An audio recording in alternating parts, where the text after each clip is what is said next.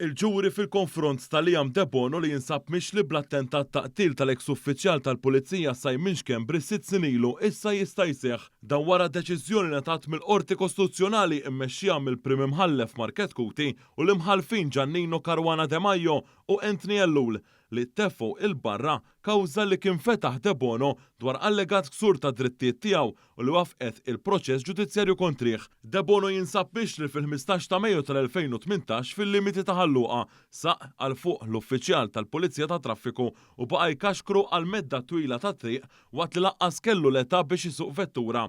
Dak iż-żmien l-uffiċjal Simon Xkembri kien sofra ġrieħi serji u kien fil-periklu jitlef ħajtu iżda eventwalment salva anke jekk tilef id waħda.